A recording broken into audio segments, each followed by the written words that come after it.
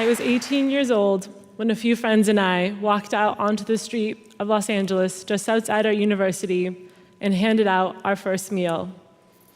And as you heard, today that has now led to 1.3 million meals.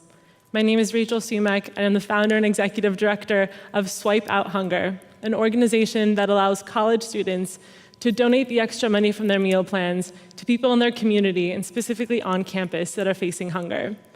As many of you might know, when a student enrolls in university, they have to purchase a meal plan, if they live on campus, of course.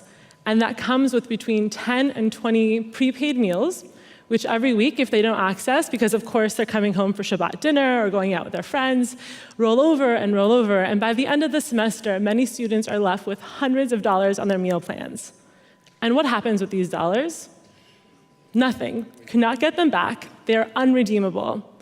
It was this predicament that led me and my friends to start Swipe Out Hunger, a program that allowed college students to tell a university that we have X number of meals left over, we want to donate them, and together choose a charity to donate these dollars to.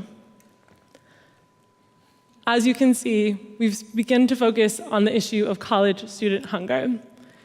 When we first began, we sat outside the dining hall and asked our peers to come out and bring boxes and boxes of food to us. By the end of the day, we had a mountain of white styrofoam boxes.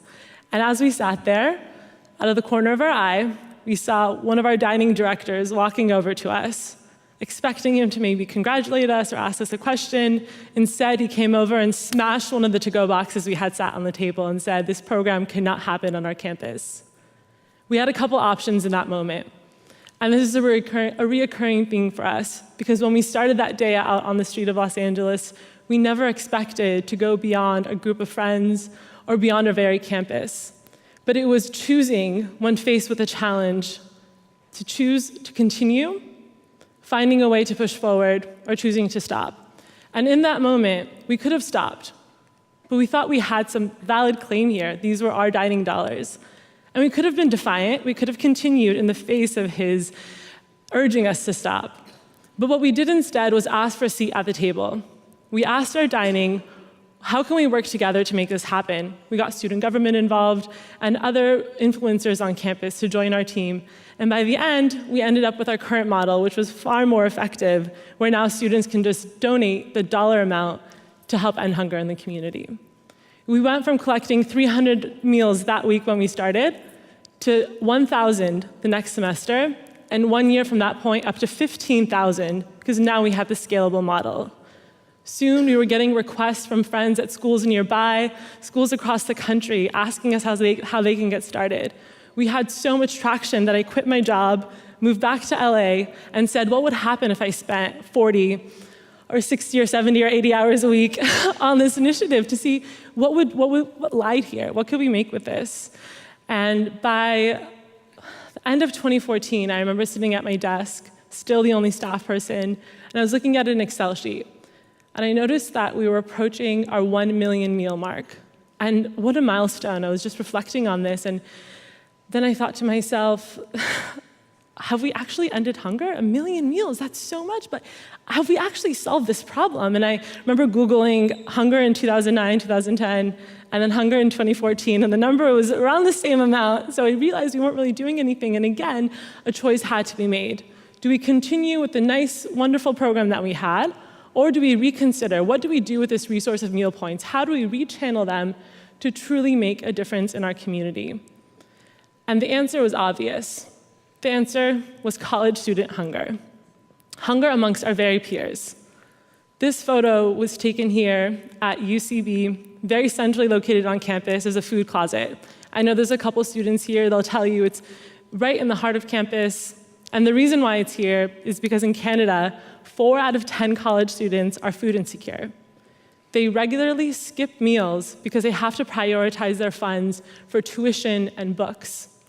And if you go on their website, you'll see that they're in need of cans of tuna and cereal in case you've got some lying around at home. But this problem is a global problem. And as I share about it with people, I often get a smirk of, well, a starving college student is what it's supposed to be like. It's a rite of passage to have ramen noodles and peanut butter and jelly every night.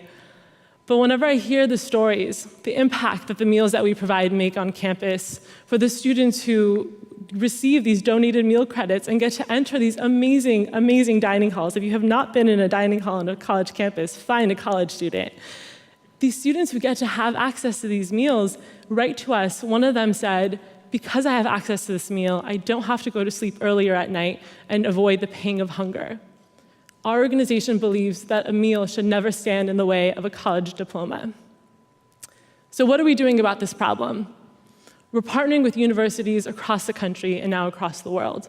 Over 34 universities have adopted our program, and this way that we knew we were on the right path came earlier this year when I received a phone call from a local California legislator, someone in our local parliament, asking if we can write a piece of legislation for them because they know that hunger in our state is a problem and ask us to help them solve it. And after I picked my jaw up off the floor, I drafted something with my team and we sent it over. And just this past summer, our governor signed it into law, growing our program onto 144 universities, and they allocated $7.5 million to actually help reach these students.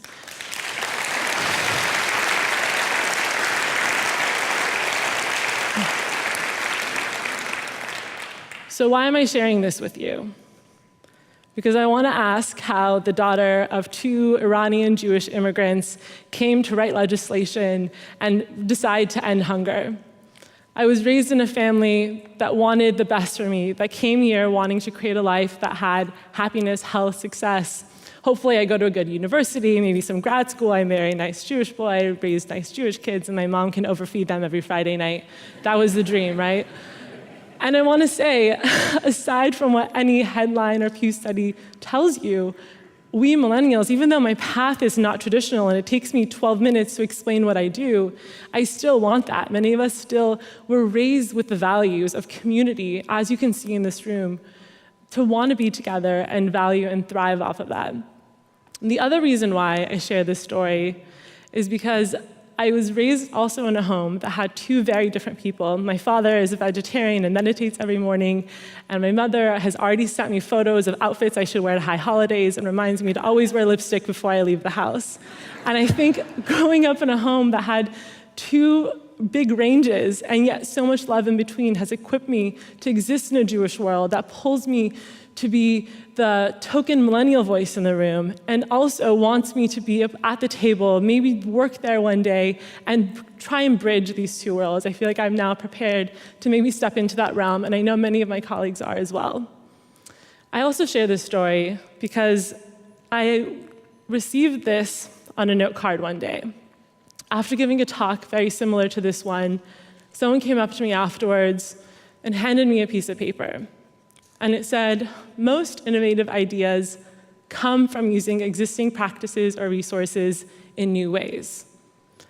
Just like we re-examined what would happen if we thought about our meal points in a new way, if we thought about our campus resources, there are systems and resources around us, things that we are a part of or things that are in the periphery, that if we were to consider a small tweak, bringing new people together to view these in a new way, just as the Hunger Task Force is, maybe we can solve problems. Maybe there's a solution lying within the problem itself. And I encourage you to see what's around you that you might be able to create a change in. Because you never know. You might swipe out hunger. Thank you.